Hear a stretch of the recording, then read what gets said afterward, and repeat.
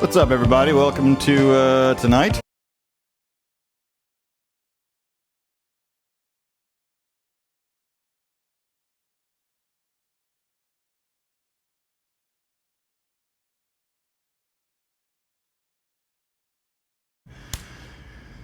So I have, I've got two computer systems that I function on. One is a tower. Oh, we're not in the oil tanker. One is a tower, and the other are the laptops that I have. And the fucking tower is plugged into a bunch of other fucking gear.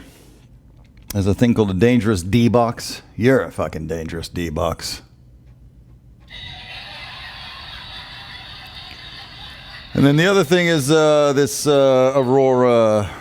It was like $6,000 when I bought it 15 years ago, whenever it was. And they've stopped talking to each other, and nothing changed. It was like one of those things where I went to bed on one to bed, and everything was good. Woke up the next day, fucked.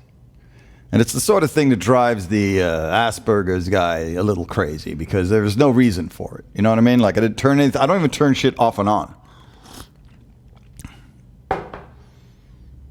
I don't turn it off, I don't turn it on, I leave it. So that way nothing can go wrong. And even when you prepare for things to not go wrong, things go wrong. So now, I gotta spend a bunch of money to solve an issue that's gonna be that thing where you take your car to the mechanic and they're like, oh cool, it's gonna be $1,200, and you get the car back and basically it's the same as it was when you dropped it off. You know, like, you haven't got new wheels on it. You didn't get like a new engine. There's no new seats. It's the same fucking car. It just now works at the level it was designed to work at instead of the shitty way. So now I've got to do a bunch of work, spend a bunch of money, and all it's going to do is to get my computer working the same as it was before.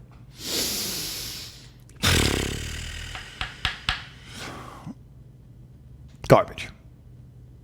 It's total garbage. So fucking frustrating. This is why they tell you. It's not even planned obsolescence. It's just fucking tech. You know what I mean? It's just, both of these companies are very well-respected companies. They don't, they don't make garbage. They make great gear. It's just that when when you're working in the high-end world, things can just go sideways on you. And that's what's happened. All right, anyway, let's get down to it, shall we? It is, today is October 9th, which is John Winston Zeddemore Buckwheat Lennon III's birthday. And there he is. I didn't mean to hurt you. God, it's a photo. Look at that guy. The man could stare you down. I'll tell you that right now. He could fucking stare you down. He does look better with the... he looks so much like Julian there. Good grief. He does look better with the glasses. It would be really struck upon it when he hit the glasses. This vibe. Serious. Very serious. It was also like they were very chubby. They were chubby Beatles, because they all went off and they went to the Bahamas and they all ate a bunch of things they'd never eaten before, and they just ate and ate and ate. And then he got skinny. That's a good one. So we're just going to run through some shit. We're going to start with some Jealous Guy, because tis a beautiful one. John Winston Ono Lennon. Changed his, threw the old Ono in there. Why wouldn't you? I didn't mean to hurt you. It's produced by Mr. Lennon, Miss Ono, and also this guy, unfortunately. The madman that was Phil Spector. Literally and figuratively. Gun-toting crazy person, but also look at this photograph. Like, that's a wig he chose. Oh, that's the wig they chose for him in the play. Oh no, that's the real wig. Look at that.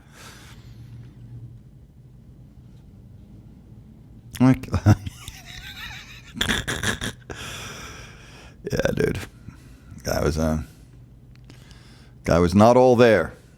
Guy was not all there, but genius is... It's troubling. Take it from me, if anybody knows. Take it from me. Now, it was released as a single in 1985, but the record comes out in 1971. Now, it begins as a song called Child of Nature. Let's see if there's a Child of Nature. Is there anything? Is the old man barking at the clouds again? No, we got no barking at the clouds from the man. All right, okay, we can move on then. So what is it? It's Child of Nature. So this is the On the road to Rishikesh.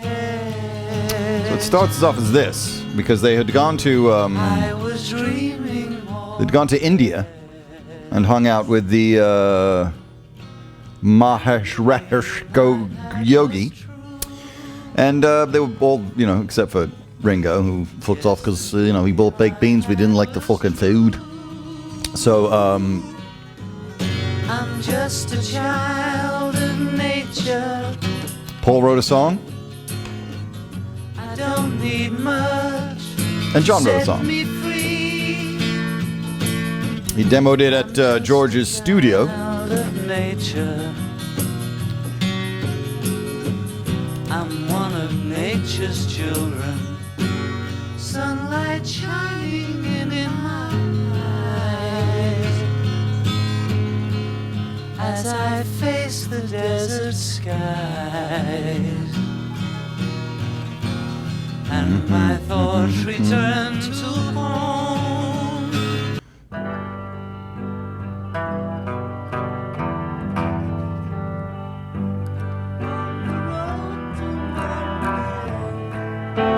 So then he gives it another whirl. Doesn't quite do it. There's like 3 recordings. None of them really hit. And then he heads into the studio for the Imagine record. And in 1971, he lays it down to tape. And they didn't release it as a single until 5 years after he passed. Now, don't forget that also, 6 months after he passes,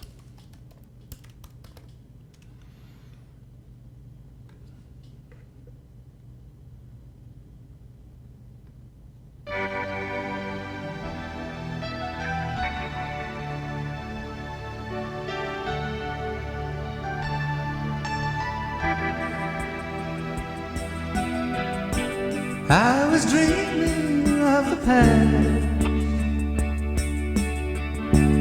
and my heart beating fast. I began to lose control. I began to lose control. I didn't mean to hurt you. I'm sorry that I made you cry. I didn't mean to hurt you. I'm just a jealous guy. this poon hound does a version. I was feeling insecure. You might not love me anymore. I was shivering inside. I was shivering inside. I didn't mean to hurt you. I'm sorry that I made you cry. I didn't want to hurt you. Just a jealous guy. I mean, who came up with this video? This is uncomfortably close. You know what I mean? Alright, I'm just going to show the neck of the guitar solo. There we go.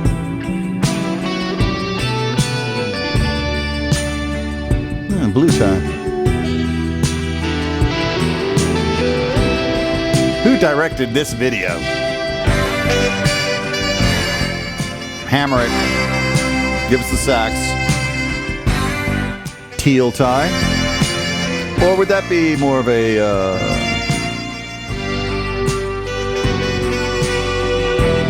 what color are we going with there? Seafoam green?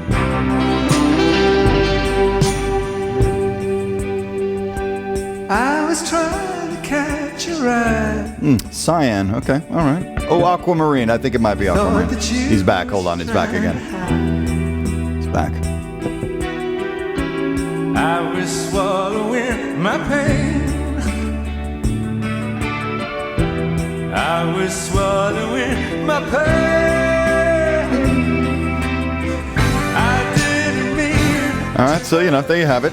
That's Brian Ferry doing his version. Donny Hathaway did a version as well.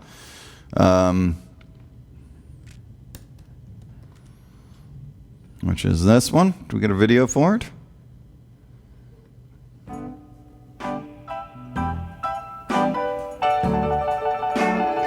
Wish I had a video.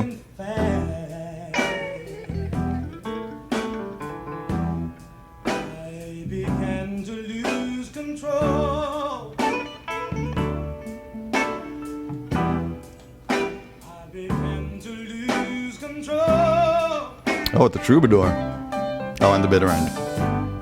I didn't mean to hurt you.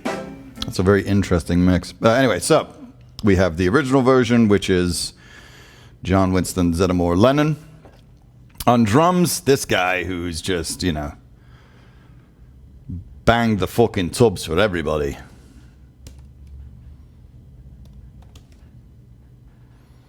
I didn't mean to hurt you. Fucking Jim Keltner, he's also affected songs that you didn't even know he affected. Like, I think he's the one who was sitting outside the studio and suggested the tambourine on American Girl. He was like, I should put some tambourine on that. But he's played with everybody. Let's see if we've got a curriculum vitae from him, shall we?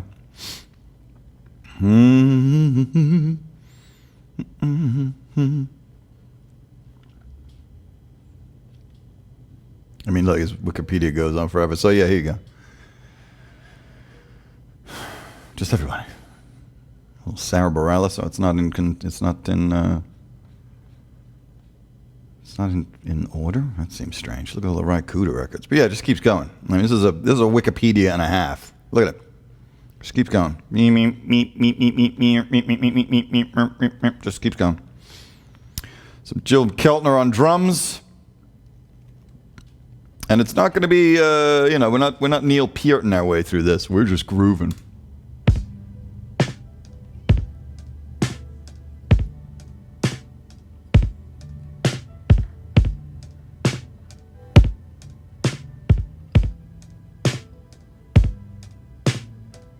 Little slapback delay just printed.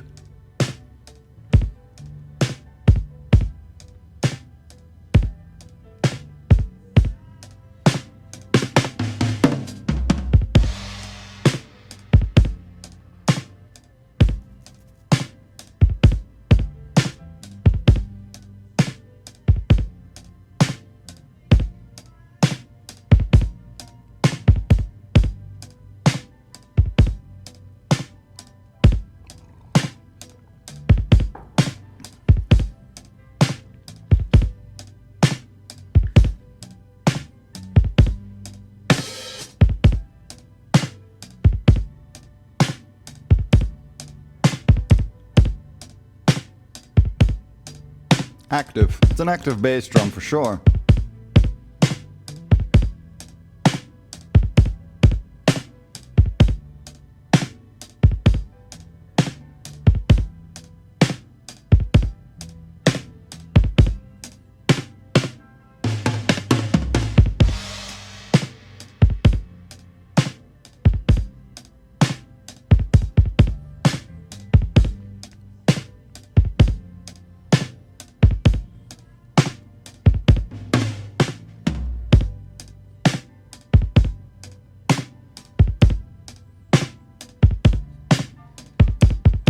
A little stagger, crawl. I'm into it.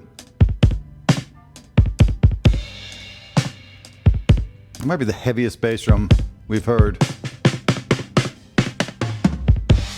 Jesus. Nice. Tasty chops. So we're going to throw that in with the bass track when we get to it, which is right now. The bass is played by this fascinating young man by the name of Mr. Klaus Vormann. Now, Klaus is a bass player, but he's also he was a German artist, and he was pretty important in the design of Beatles stuff, including my favorite record from them, Revolver. So he's the one who did this album cover, and also was very involved at Apple. He was involved in the store and a bunch of other things. But he was also a bass player. They met up with him. I believe he was dating. I think he might have been dating Astrid.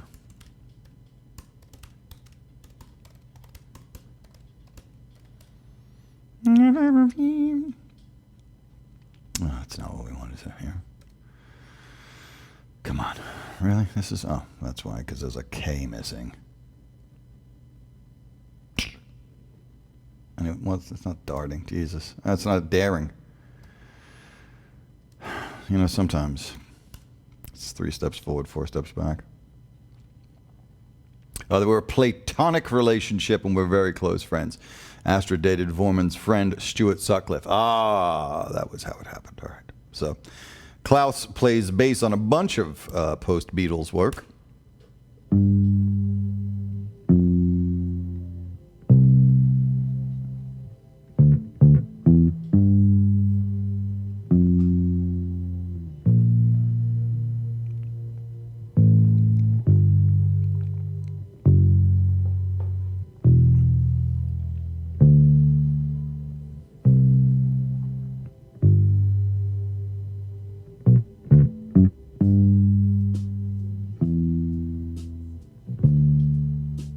Playing in the same room together.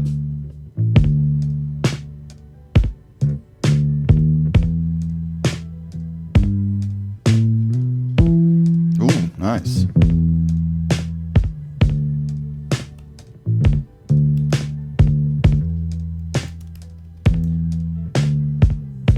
Of course, the obvious engine room is a 1970s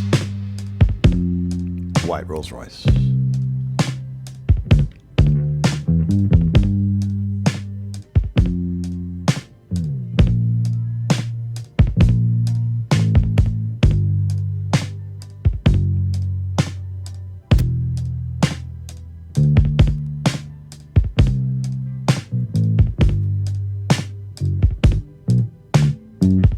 It is a smooth ride by Pierce.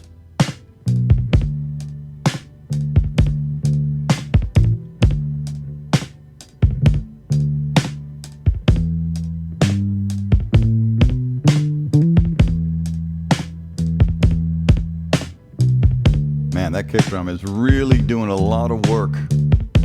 It's pretty good. I mean, it's obviously not. It's better than pretty good. It's damned good, hand. It is damned good.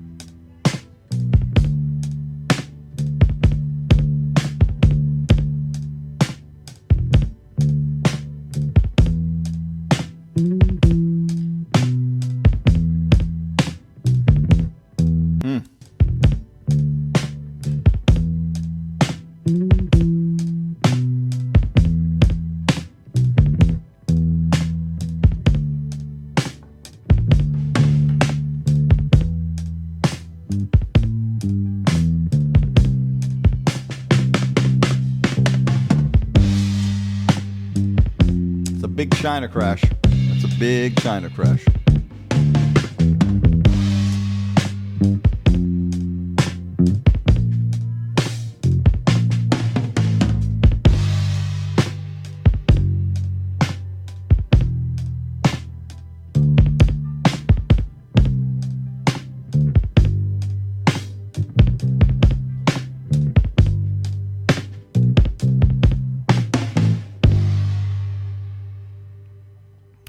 Beautiful work, fellas. Rolls Royce in it. All right, now on the strings, this is interesting because this is the strings of the. Oh, I didn't write it down on the card. Hand, come on, man, get your shit together here, buddy. Strings, I believe, is the Flux. I'm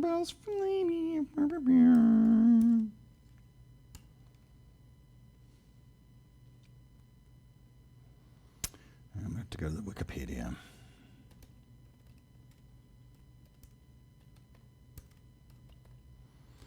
I was meant to lose control.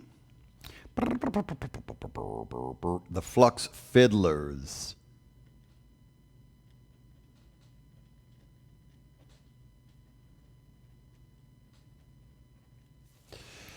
The Flux Fiddlers are this squad right here. That came out of this group.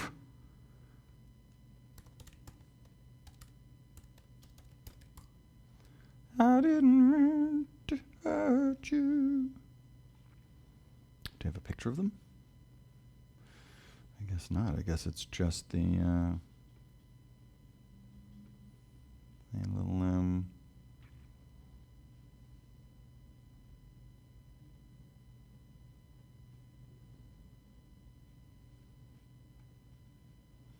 Do we have a section where it talks about them being the Flux Fiddlers who came out of the thing?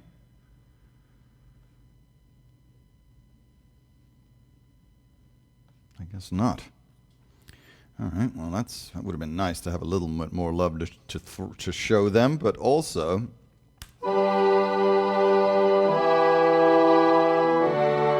Got some harmonium in there as well. Courtesy of John Barham.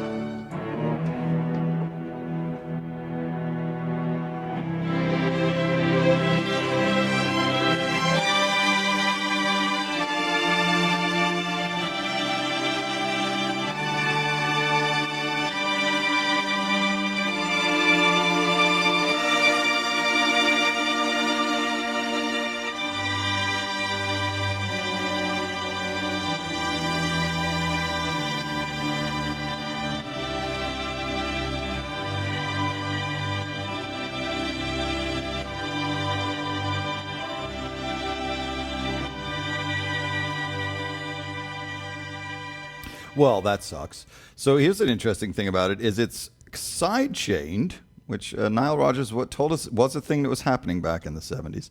The strings are side chained. This kick drum is so important that we've side chained.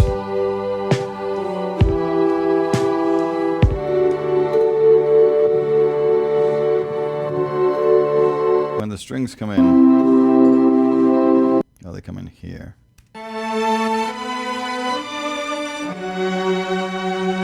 You can sense them side chaining.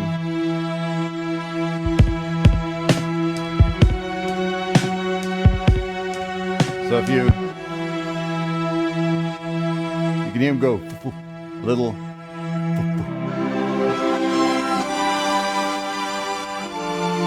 Hear it? We put the kick in.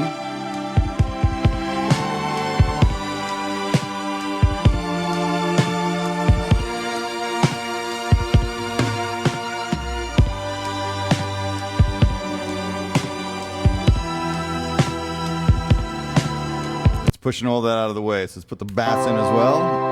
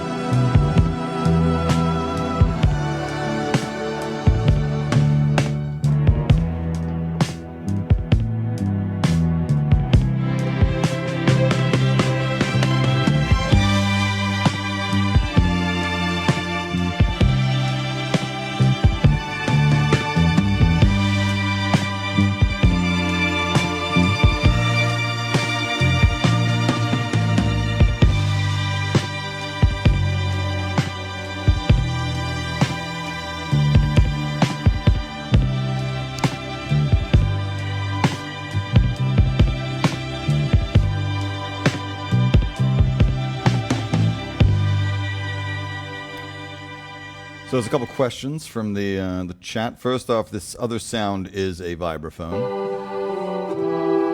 That's harmonium. That's vibraphone. Boom, boom, boom. And there was a question about side chaining. Side chaining is where you basically you get the compressor to be fed by a signal from a kick drum. Usually, it's done extensively in EDM music, because what happens is when you have all of the frequencies working in a wall, everything's pushing, right? So the conceit was you have the kick drum activate a compressor that is at 100-to-1 ratio. So it's basically an on-off switch. But then you can sort of you can have there's a threshold that it'll kick in. Just put that all the way down. All the way up, sorry. And then you have the release and attack, so you can make it really fast or really slow. What it allows you to do is if you take the kick drum and you activate this, basically, imagine it like a slow or fast operating barn door, right? It will push the other music out of the way to allow the kick drum to be the dominant. So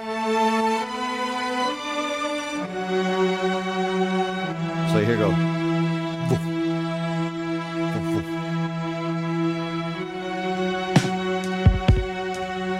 And it's not the snare, it's always the kick, especially obviously the kick being such a predominant instrument in this and texture in this mix.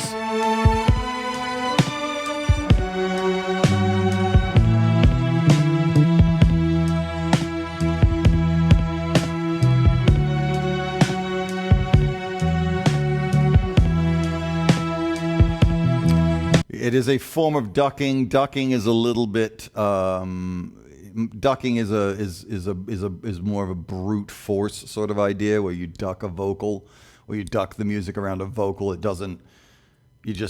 Ducking means you take the whole thing and make it thing. Sidechain compression is much more of a specific. Ducking is used in broadcasting more than this. So you get just a lot more signal coming through of the kick drum, so it can activate the subwoofers. So that's beautiful. That was very pretty. It is. Unfortunately, Phil Spector's wall of sound. He did invent a thing. In the way that he did it was.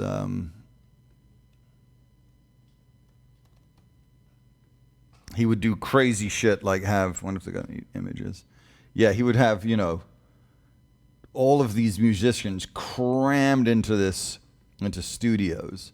So he'd have in some cases, he'd have 2 string sections, 3 guitar players, 4 pianos. They don't seem to have an overstuffed. This one's pretty overstuffed.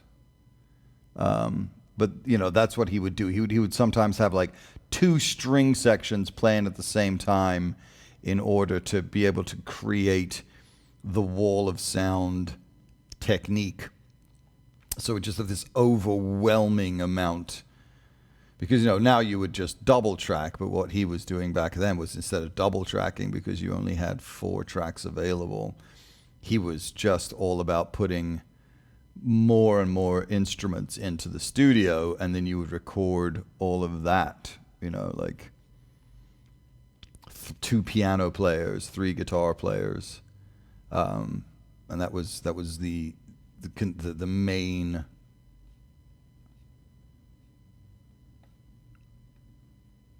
Yeah, 2 drummers at one time. It was groundbreaking and fucking crazy, when you hear the wall of sound.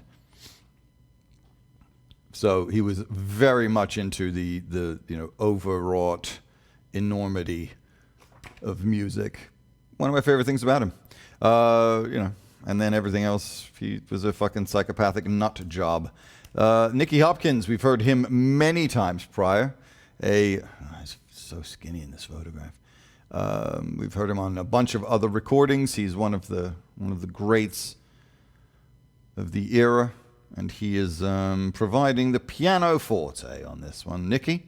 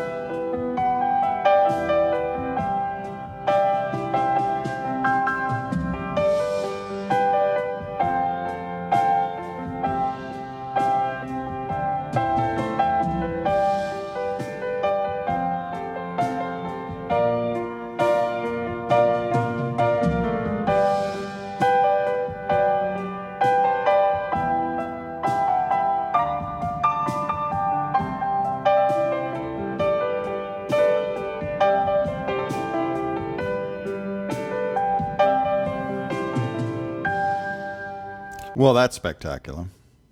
Question about whether Phil Spector lost his mind before. He was a fucking psychopath. Let's not forget the horror story that Ronnie had to go through. He was pulling guns way early on in his career. Also, not helped. Drugs don't help. Fame doesn't help. And people putting up with your bullshit because you're brilliant doesn't help.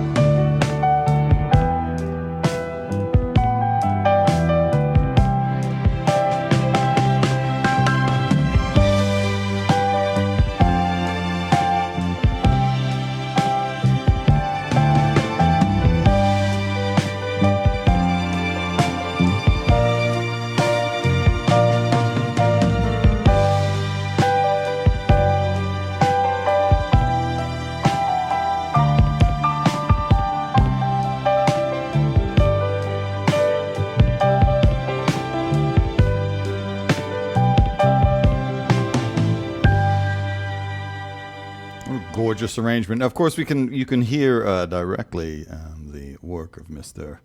Philip Spector, because you can hear the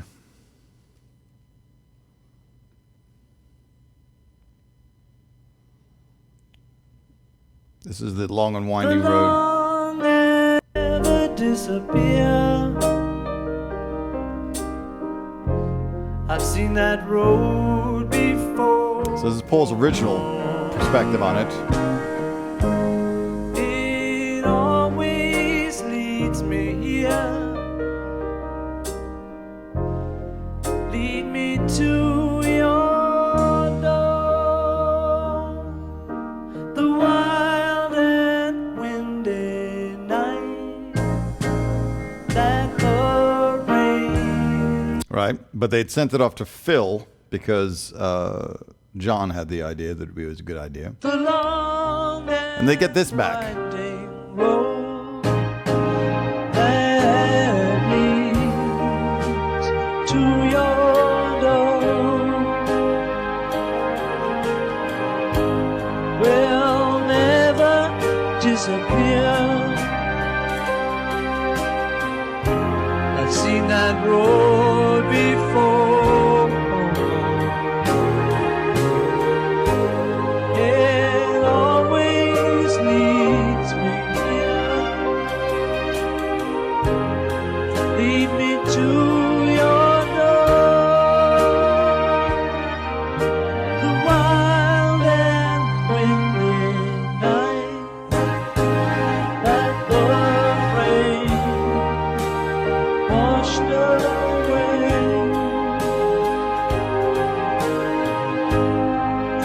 has left a pool of tears.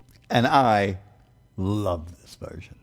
I think this version is so much better than the Let It Be Naked version. The Let It Be Naked version to me is the demo of this. Crying for the day why leave me standing here? The choir. Let me know the way. Many times I've been alone, and many times I've cried. Anyway, you'll never know the many ways I've tried. I'm still weeping back to the long winding road. You left me standing here a long, long time ago. Don't leave me waiting here. I mean, this bit is ridiculous. The choir with the fucking woo, when that shit kicks in. A long, long time ago. Don't leave me waiting here. Lead me to your door.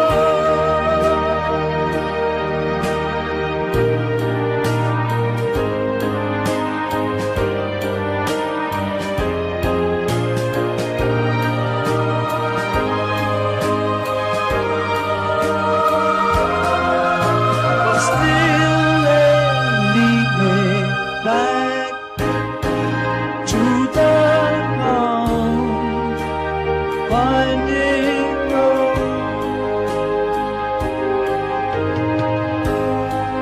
You left me standing here a long, long time ago. Mal.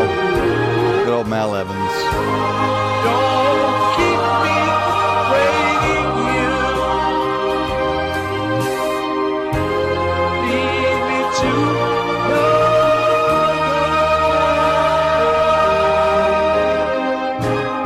yeah, yeah, yeah,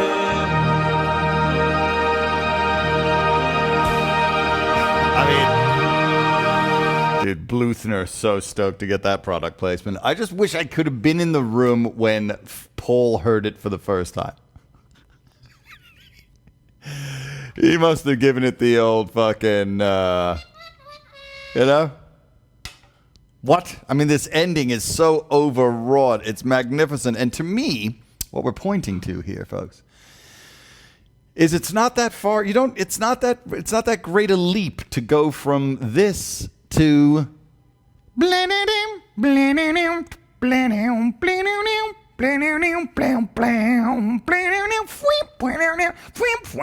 he's kind of pointing him.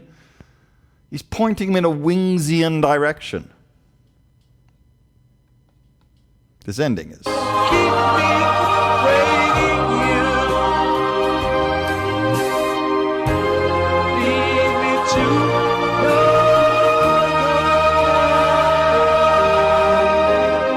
yeah, yeah, yeah, yeah.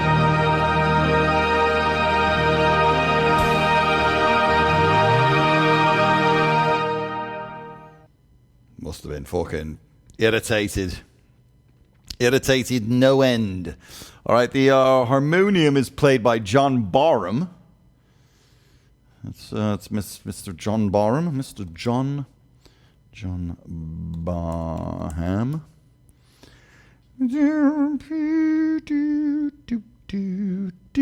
He's best known for his orchestrations on George Harrison's All Things Must Pass and his association with Ravi Shankar. Did a bunch of things with Ravi. Georgie. Did some Georgie work.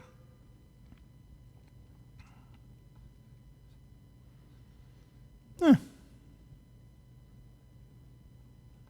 he's done some work with Roger Daltrey, Gene Pitney, Batfinger. He's sort of been all over the place. So he's providing the harmonium at the beginning, and then at the end we have a little bit of this action.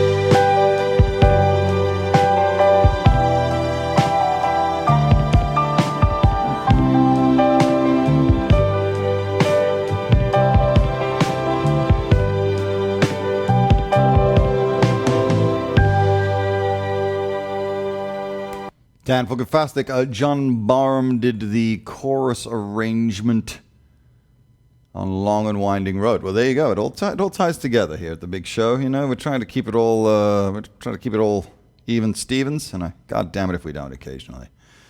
All right, so unfortunately the vocal track has got a bunch of acoustic in it, which is annoying.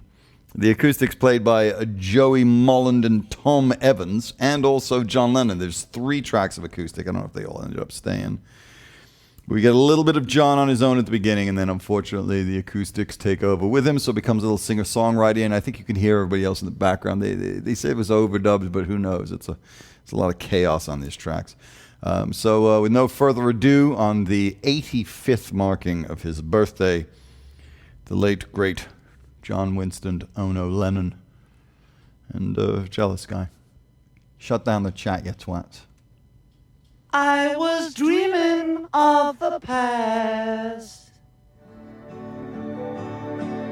and my heart was beating fast. I began to lose control. I began to lose control. I didn't mean to hurt you. I'm sorry that I made you cry. Oh no, I didn't want to hurt you. I'm just a jealous guy. I was feeling insecure. You might not love me anymore. I was shivering inside. I was shivering inside. Oh, I didn't mean to hurt you. I'm sorry that I made you cry. Oh no, I didn't want to hurt you. I'm just a jealous guy.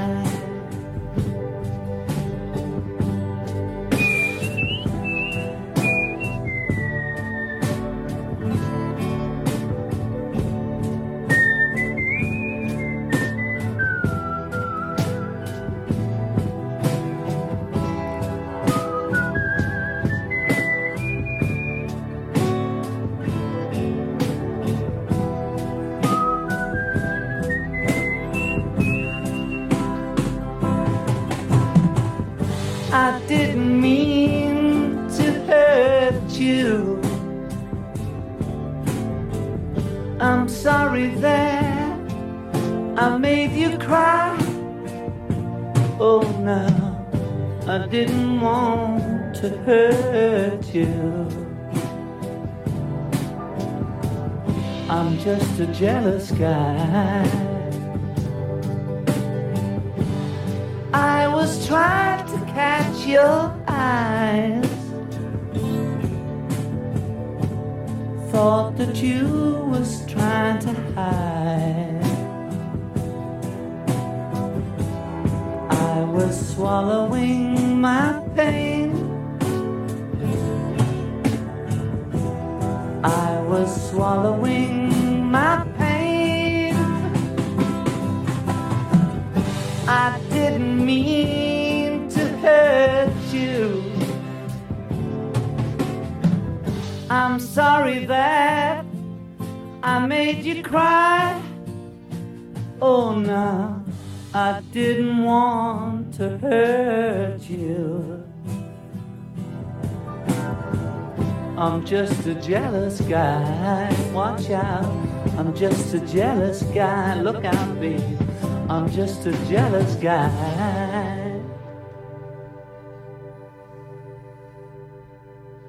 So there's a vocal overdub at the end here. Clear, really? To hurt you. Because everything drops out right here. I'm sorry that I made you cry. Oh no, I didn't We want. can do a version of it that's a little more naked than the big one. We can do this sort of thing.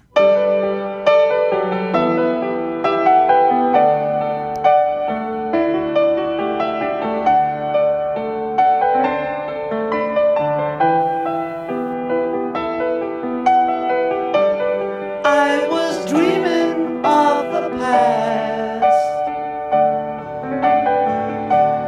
and my heart was beating fast.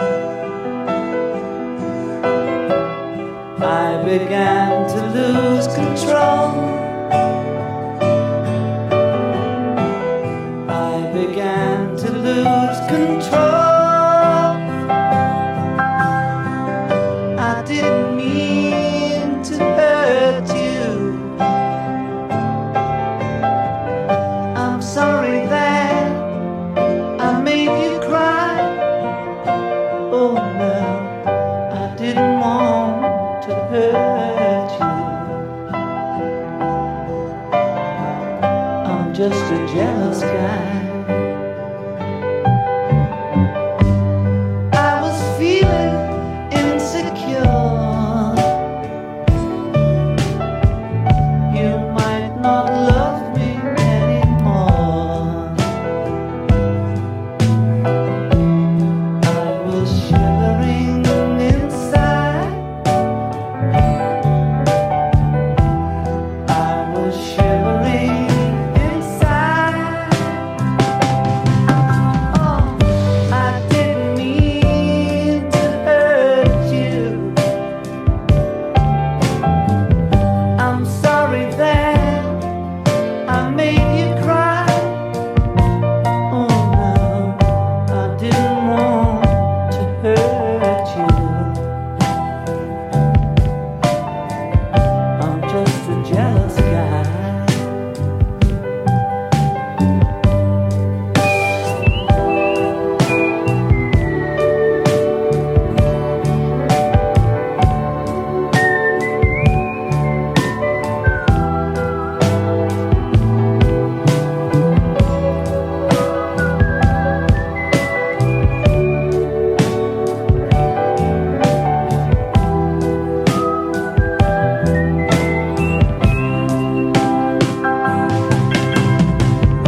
I didn't mean to hurt you. I'm sorry that I made you cry. Oh no, I didn't want to hurt you. I'm just a jealous guy. I was trying to catch your eyes. Thought that you was trying to hide.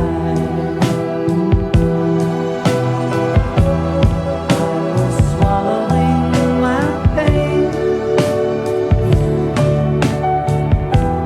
I was swallowing my pain. I didn't mean to hurt you. I'm sorry that I made you cry. Oh no, I didn't want to hurt you. I'm just a jealous guy. Watch out, I'm just a jealous guy. Look out, baby. I'm just a jealous guy.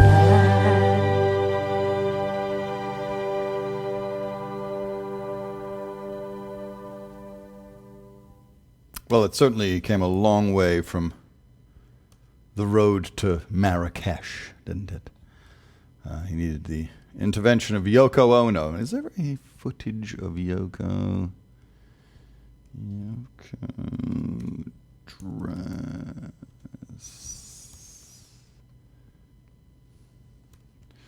I was feeling insecure. You don't love me anymore. Right, so in 1965, Yoko Ono is doing performance art pieces. Like, people talk shit about Yoko Ono and they're fucking idiots.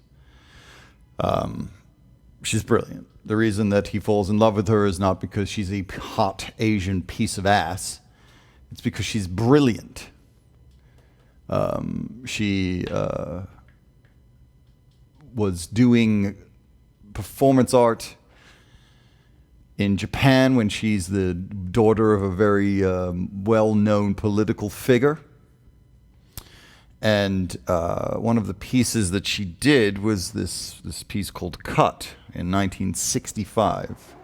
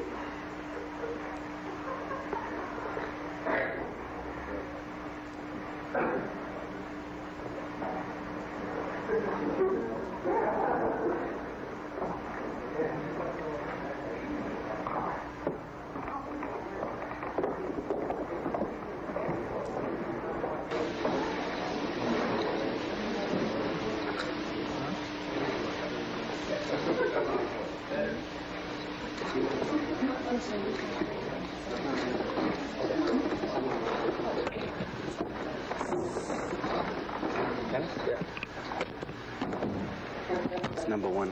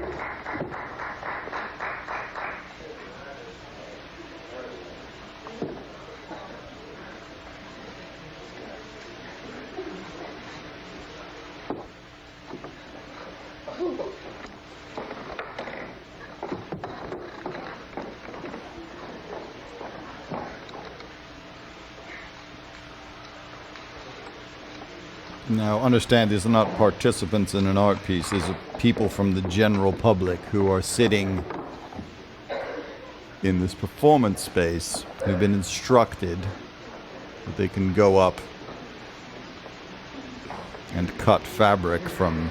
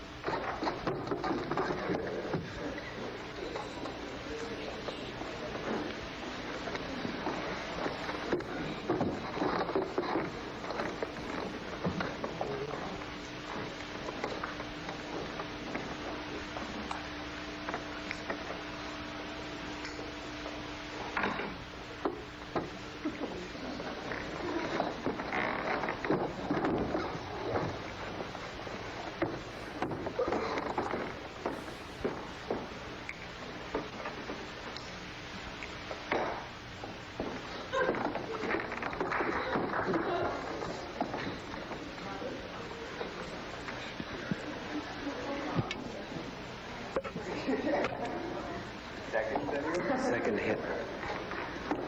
It's number 2.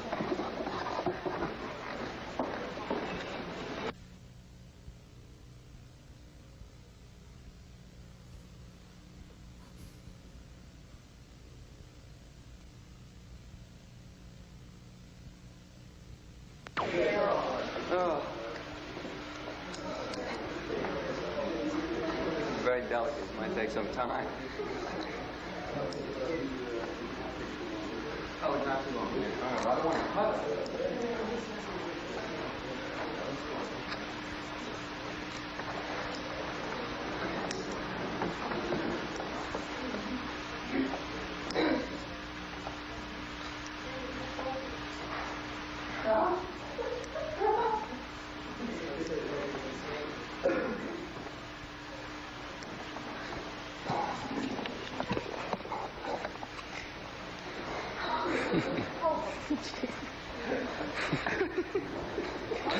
That's the expression on her face. They carry away.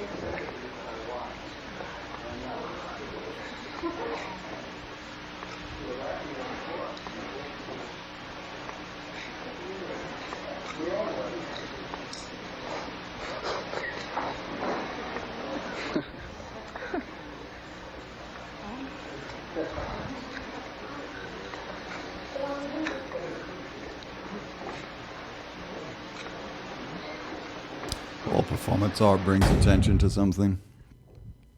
Oh, they cut it loose. So, yeah, in the that's annoying.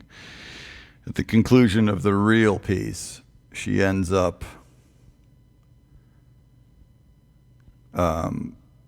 virtually completely naked.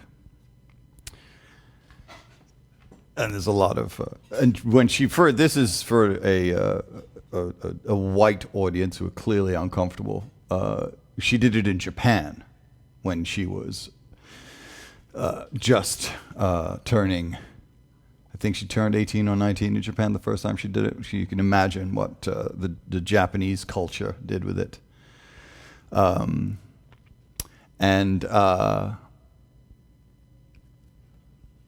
John actually didn't know about her. She went down to she did a gallery opening.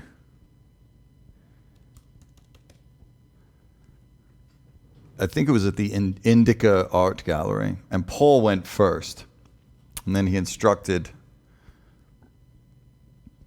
John that he thought it'd be a good idea for John to go. So John goes down, and it's a year after that cut piece, but the cut piece had been done years before, and this is why John Lennon fell in love with her. She has this piece. I've seen this piece in person, and when you know that it's that piece, it's striking, to say the least. So it's a ladder in the middle of the art gallery, or in a section of the art gallery, and there's the ceiling. They've taken a tile here, but the original it's just on a ceiling. And there's a magnifying glass, and you go up to the top of the ladder, and you take the magnifying glass, and then written in tiny little words, or tiny little letters on the ceiling, is yes.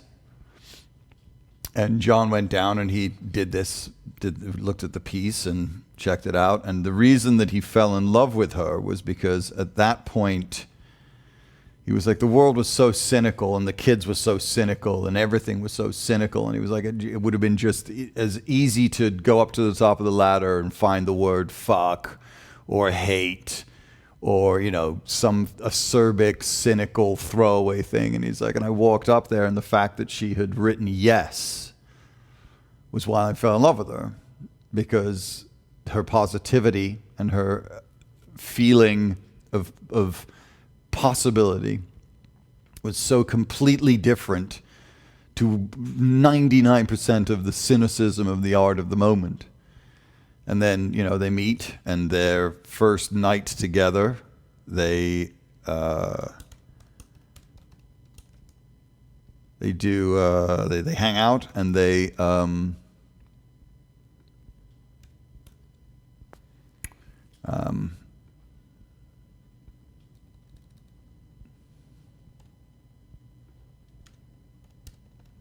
They record the sound of them making love for the first time. And then they print it up. I'm just a jealous guy.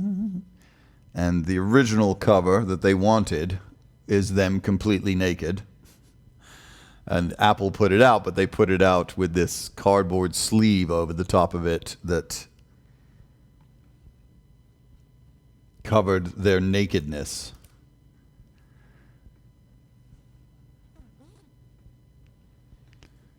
It's not that one, that's the back of it. I mean, these two did not, that's the cover of the record.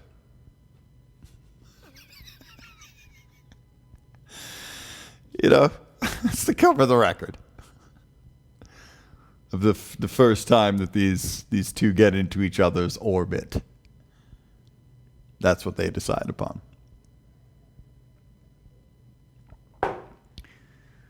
So, you know, you read all this like Yoko broke up the Beatles, all that bullshit. That was one of the beautiful things about watching the Get Back series, and I urge everyone to watch it, as you realize that you know, Yoko was quiet. The person who's talking, the wife who's talking the most is Linda. Yoko's just sitting there fucking painting and knitting. And, you know, she was both Paul and John lose their mothers at early ages. And clearly their imprint is to find that person. He finds Yoko and Paul finds Linda, and they have these simultaneous marriages that, you know, are this female matriarchal figure that is also their musical creative partner. I mean, the parallels should not be lost on anybody. John is raised by his aunt. He's lied to and told that that's his mom. Paul's mother is killed, I believe, by a police officer by accident. And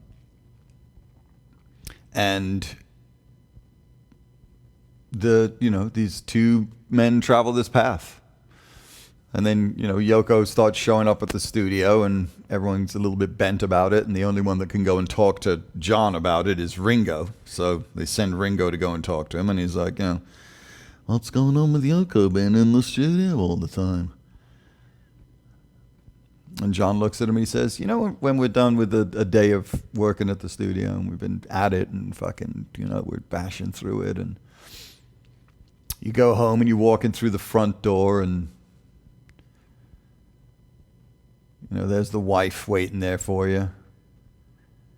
And she asks how the day was, and you go, well, it was all right. We did some songs and we got to think about a walrus that's happening. I'm not so sure what's going on. Have we got any baked beans? And that's it. You're done with the conversation. He's like, Yoko and I go home. And we talk about it. We talk about what she saw that day. We talk about her ideas. We talk about, and obviously he respected the shit out of ideas. So we talk about what she thinks, what could be better, what could be worse. And that's why I want her there. You can't really fucking argue with that sort of logic, you know what I mean? So I've got a couple of other examples of John's work, because, you know, you can't just have one on his birthday. Shut down the chat, you twats. Dear Prudence, won't you come out to play? Dear Prudence, greet the brand new day.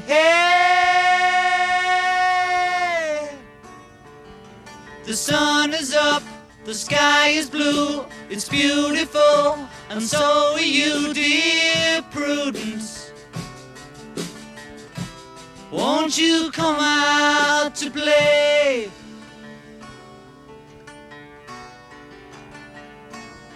Dear Prudence, open up your eyes. Dear Prudence, see the sunny sky.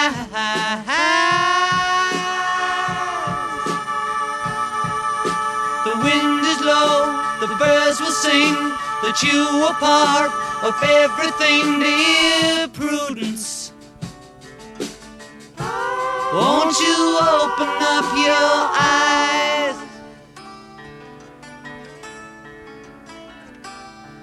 Look around.